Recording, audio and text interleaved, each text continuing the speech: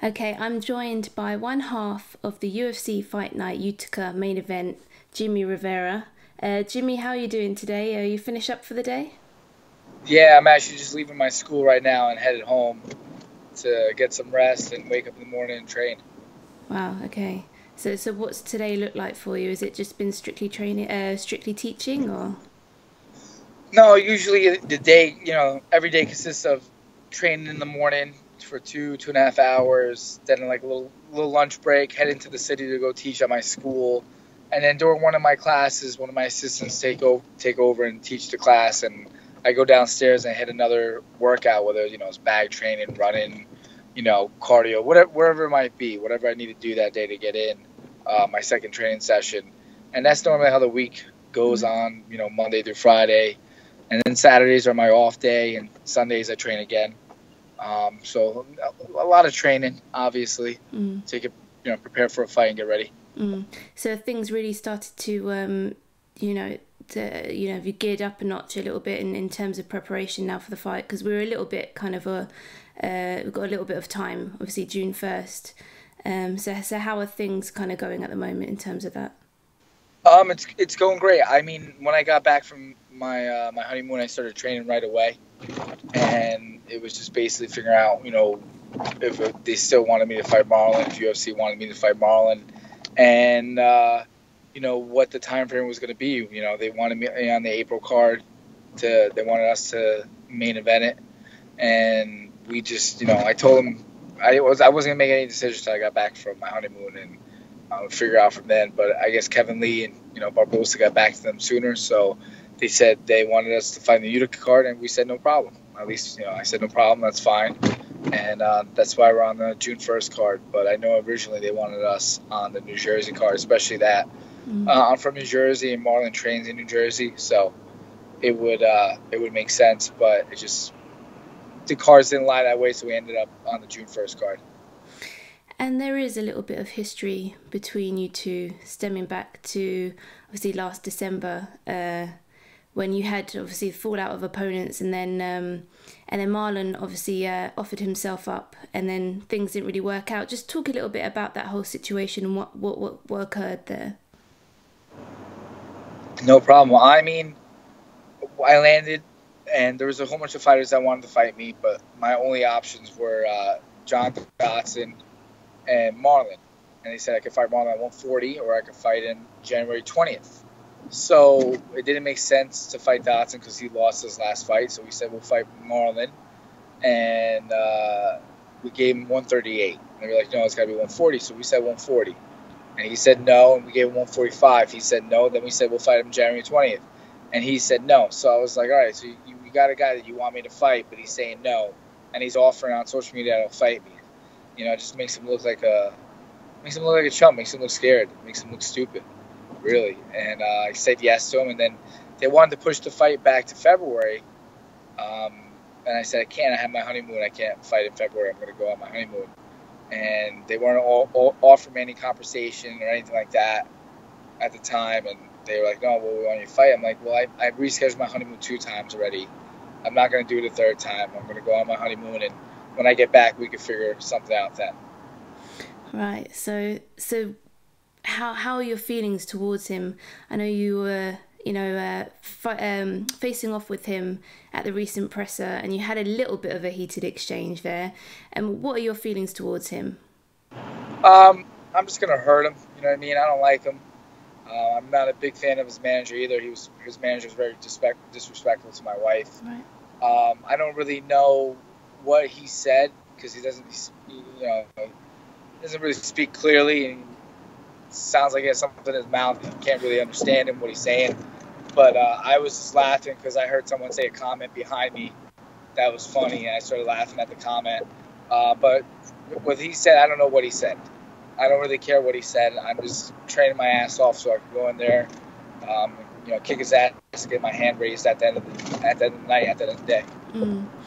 And like you said, you managed to have your honeymoon in February. So how nice was that to be able to kind of relax and enjoy that, knowing that, you didn't really get to have much of a great, Thanksgiving and Christmas, did you?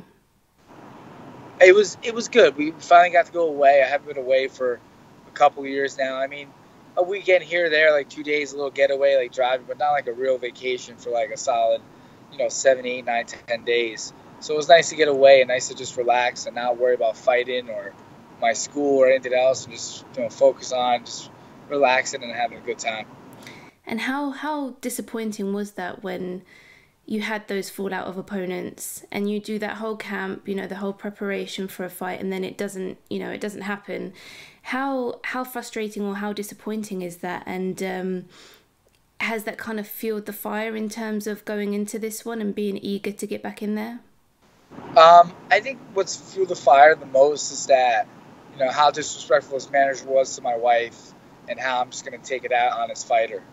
I know Marlon. I trained with him a couple years back.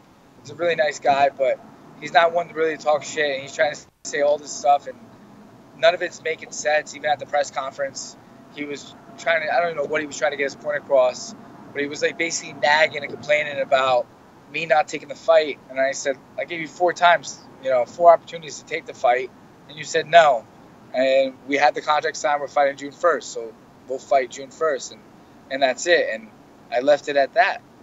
I'm like, there's nothing else to say about that. I don't know what he's trying to complain about, or, I don't even think he's earned the shot. But the UFC, favorites him a little bit, and they want to give him a shot for someone that's really, I think, 1-2. I don't think he beat Dotson. He got a lucky knockout with Sterling, and he lost his first fight against the Sansao. So, I think he's tough, but I don't think he's good. I think all the stuff his manager keeps doing just keeps fueling the fire with me, and I'm looking forward to getting in the octagon. I'm happy it's a 5-round fight, so I could enjoy it even more. And with opponents falling out, it just happens. I mean, Caraway got scared. Cruz, got hurt. I don't know how bad he really got hurt. I don't think he got hurt bad. And, Lineker, obviously, he really had surgery. He was there, and he messaged me, and I said, no problem, man. I mean, listen, you got surgery the week of Christmas Eve. They wouldn't clear you to fight. You wanted to fight. I understand. It is what it is. I just, I think the other guys, like, I know Caraway was scared, didn't want to fight. And Cruz, said he got hurt, but you see him training, and you see different things, and I'm like, I don't know what to believe. So it's last year was a little frustrating year having the 3 opponents, and all 3 opponents fall out of the fight and get hurt. Mm. And has there been any official word on if this will be a #1 contender fight? I'm not sure. You know what I mean? I'm sure if he wins the fight, they'll be like, all right, he can fight for the belt next. But if I win the fight, they probably want me to get like 10 more wins before I can fight for the belt. I don't really know. I mean, if I get this win here, it's going to be my 21st win in a row as fighting a bantamweight, and then it'll be my 6th in the UFC. That'd be more than Cody ever did. So I think, I've earned it. But like I said, I'm not the one that makes the decisions at the end of the day. Mm. And this is going to be your first main event, so surely you're kind of happy that the spotlight is going to be on you for this, and that's, must be a positive in terms of, the UFC wanting to push you and wanting to kind of put the spotlight on this fight. Yeah, I think that's one of the main reasons, like my coaches and my management said, we should take this fight because it is a main event, and that's, one of the next steps from fighting is main event, then fighting for the belt. So it makes the most sense. I think it's a great career move. Mm. Yeah, definitely. And how has preparations been then? Are you changing anything up this time around? Is anything, I mean, obviously preparing for a 5-rounder as well. How are things going in the camp in terms of how are they looking in terms of, are they different to before, or do you kind of keep it the same? Nah, I mean, you always have your rough days, your ups and downs in the camp. No one says, oh, it's going, everybody says it's going great, but you always have your ups and downs.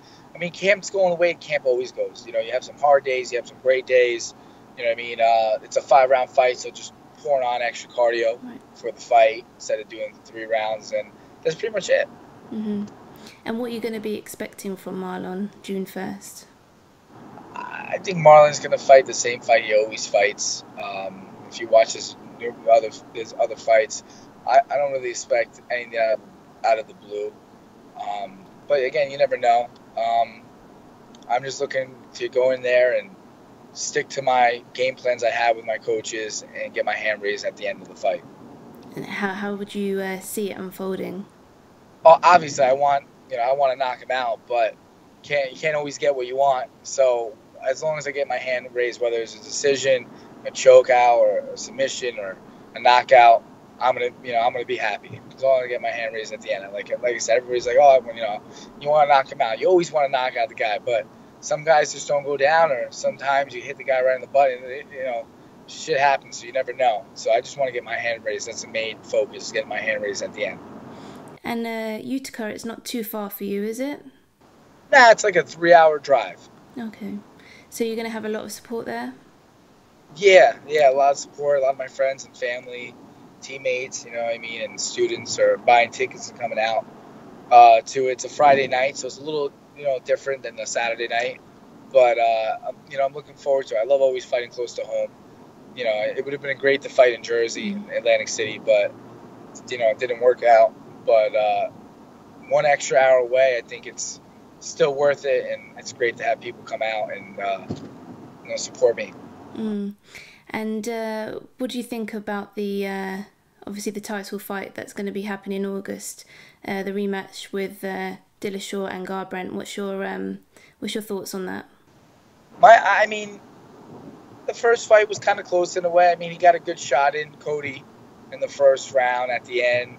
And people always said, oh, if he had 20 more seconds, he would have finished the fight. He could have finished the fight in the second round, but he got caught. I think at the end of the day, it doesn't matter to me who wins as long as I get a title shot after this fight.